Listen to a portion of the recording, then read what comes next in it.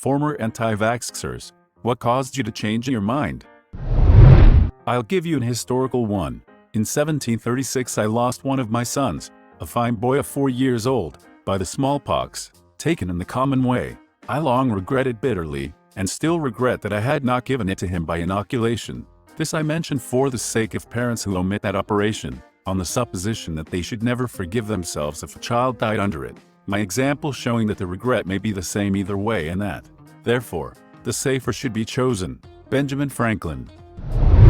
My mom told me last week when we were talking about a COVID-19 vaccine that she nearly didn't have my brother anti-vaccinated. I was shocked, because she was a nurse for years and years, and she now stresses the importance of getting our yearly flu vaccinations and pushes my needle-phobic dad to get his. Basically, when she was doing her nurse training back in the early 70s, she did a few weeks on the only ward in the country at the time for people with profound and multiple disabilities, PMLD. The majority were born with PMLD or had them as a result of oxygen deprivation at birth, but she was told that a handful of them developed them following vaccine injury. Not sure if this is a medically accepted term, but those are the words she used, from a single bad batch of vaccines for measles and rubella.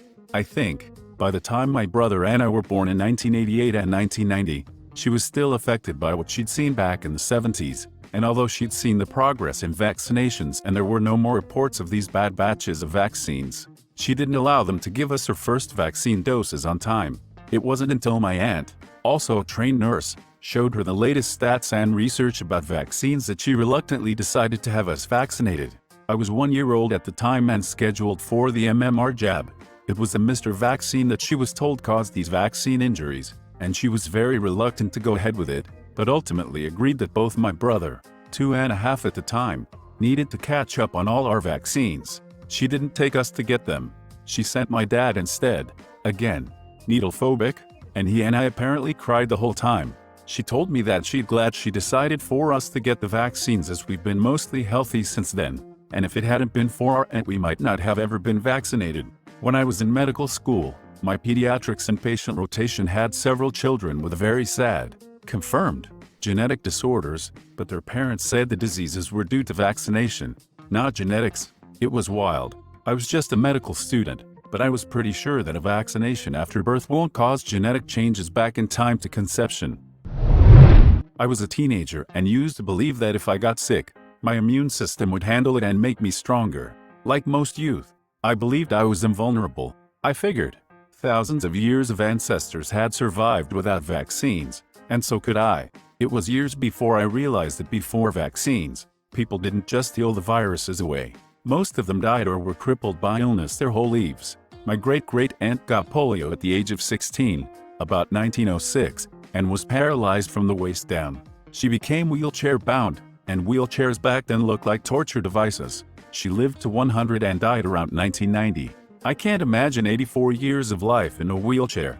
She married, no kids, but how she kept her mind together I'll never know. It's amazing what polio can do to a body. My grandmother's aunt, so I guess my great-aunt, great-great-aunt? Not sure, had polio when she was a little girl. She was luckier than your aunt. She recovered enough to walk and have kids, but it did some serious lifelong damage to her body. She only reached 4 feet 6 inches in height and one of her legs was much smaller than the other. By much smaller I mean to get shoes she would buy 2 identical pairs, one to get her larger size left shoe and her smaller size right shoe. There was also about a 2-inch length difference in her legs, which obviously made her walk really oddly. She had this boot thing she could put her leg, shoe and that would even out her height. If she was wearing a dress or going out in public she would wear that. Around the house though she wouldn't.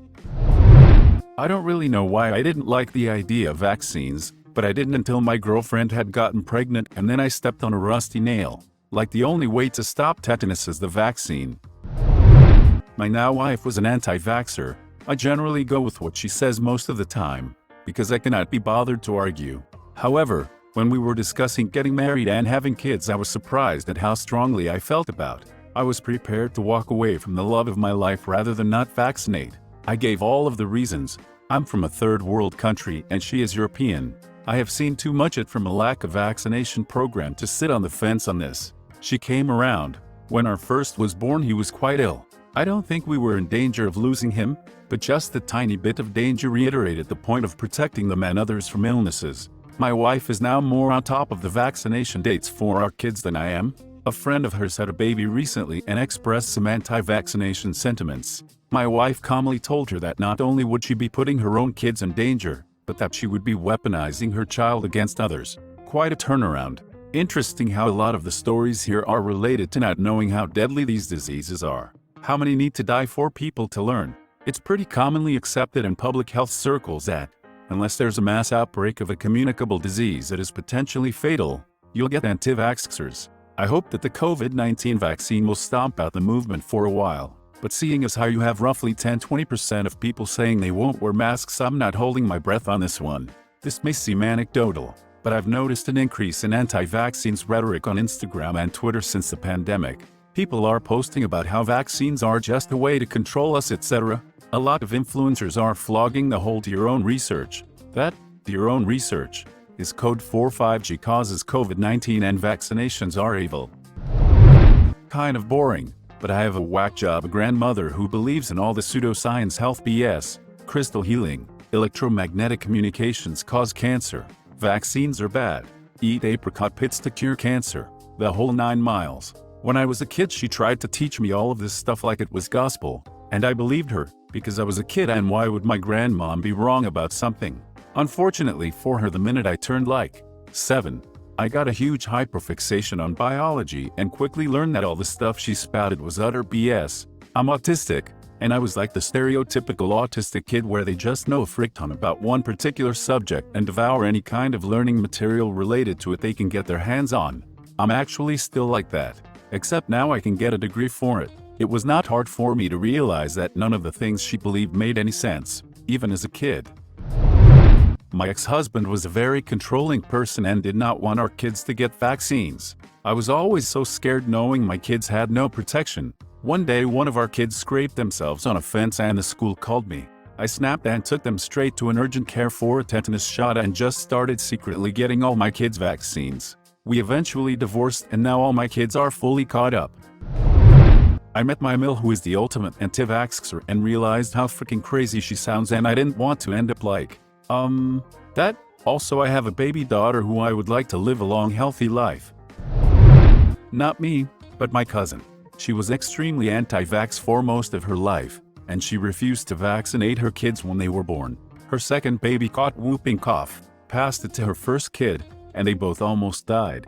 According to her, nearly losing her kids made her realize that she was an idiot for not vaccinating them. I am allergic to the vaccine for whooping cough, and I caught it when I moved states. As a then 23-year-old man, I thought I was going to die from it. You don't just vaccinate to protect yourself. You do it to protect others. This right here. If you're not vaccinated for legitimate reasons like this, you have to depend on herd immunity, and people who are refusing to vaccinate themselves or their children are putting everyone who cannot get vaccines at an unnecessary amount of risk. I am considered high risk for live vaccines like MMR. However, had to have it recently because of the number of cases of measles from idiots not vaccinating. I was not particularly pleased that I had to take a pretty big risk of being seriously ill, because people want their kids to die of preventable illnesses. If you ever wonder why the ratio of stupid people to normal people is constant, it's because they take out normal people along with themselves. Not me, but my nana. She's always been into oils, healing rocks, potatoes and socks, all that weird it.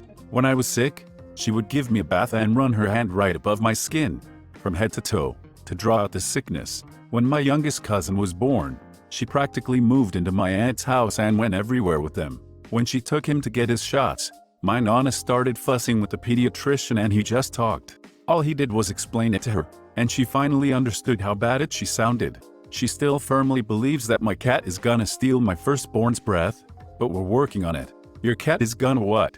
It's an old wives' tale. Cats like to snuggle warm things. Babies are warm and my size is a pillow. I'ma just sit on its chest with my face facing their face. Baby can't breathe with 2 kilograms weight on chest. Gets into trouble. Dies because of cat. People think it's because kitty stole the breath out of them with their mouth. Not they're too heavy for baby's chest.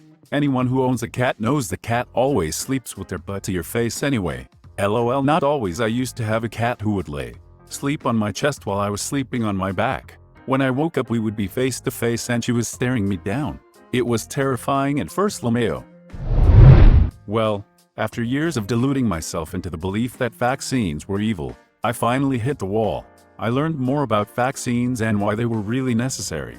I think it was my fear of the unknown that prevented me from seeing that science saves lives. I had a really good teacher in that regard, and it ended up being a pretty great time in my life. I mean, on top of realizing that shots weren't bad things, I started getting an allowance and my 10th birthday party was freaking lit. I was caught into the anti-vax propaganda after my younger sister was said to have autism. Reddit helped me change my mind, with people providing evidence of anti-vaxxer stupidity. The research changed. I had my eldest shortly before Wakefield was debunked. When internet forums were way more common than Facebook and mommy blogs were all the rage, a la Julia and Julia. It was also about the time the CDC proactively began removing thimerosal from vaccines, just in case. The pediatricians didn't fight me on it. I met and married my husband and he was pro-vaccine. Wakefield was multi-disproved and we stared a delayed schedule. Then it came out that he was being paid for his results and he was developing a different measles vaccine. My next two were fully vaccinated on schedule. Thanks for watching. If you enjoyed the video, please smash the like button and leave a comment which story you liked the most. Subscribe and hit the bell notification for updates on our latest videos.